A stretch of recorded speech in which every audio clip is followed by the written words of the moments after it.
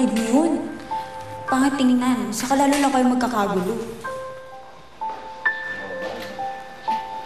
Oh, Diana, ang aga mo naman gagising. May problema ka ba? Wala naman, Nay.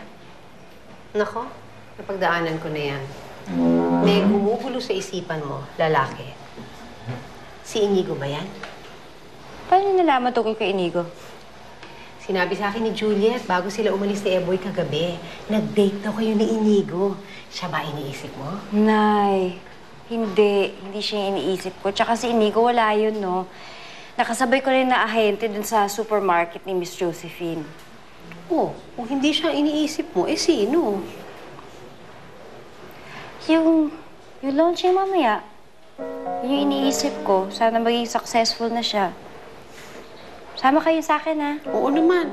O, eh si Tatay Lucio mo, sasama ba natin? O, Nay, huwag na natin isama. Di naman siya kailangan dun, no? It is my honor to present to all of you this new offering of legacy. This new offering. Alright, this new offering. Legacy. If I may intrude, can we have breakfast first, babe?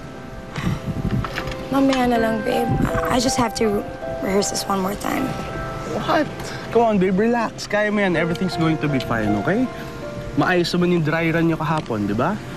Naka-set up na lahat ng gamit. Everything's going to be perfect. You really think so? Yeah, of course. 110% sure.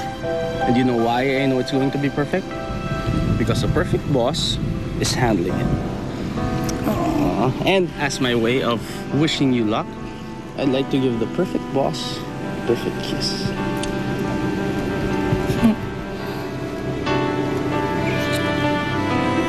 Well, perfect indeed. Marcy. Sarap yan. Sige na, prepare for tonight, ma. Tuloy na ang relaunch ng Tala White. May pagtapat na ba tayo sa launch na yan, Inigo? Oh, yes. We're gonna have to let them have their lunch. Pero by the end of the day, tayo pa rin naman magiging talk of the town. I like that wicked smile on your face.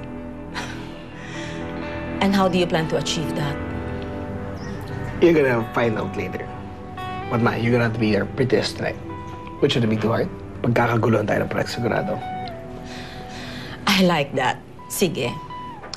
I'm gonna take along my honey. Is that okay with you? Yeah, fine. If he can match you later. No, I'm kidding. He just has to look his best. I'll take care of that. I know you will.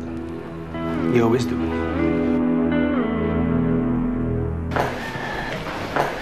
Oh, Nay, ba't di pa kayo nakabihis? Eh, nakiusap kasi si Tatay Lucio mo. Samahan ko daw muna siya dito.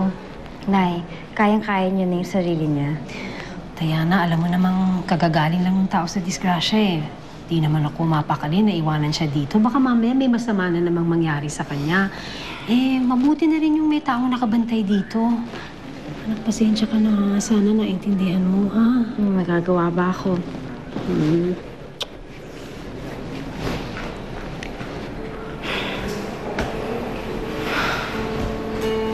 O ano?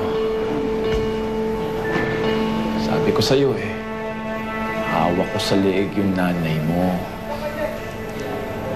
Pagbutihin niyo pagtatrabaho niyo dun, ha? Para lalong yumaman yung kumpanya. Para mas malaki yung pakinabang ko sa inyo.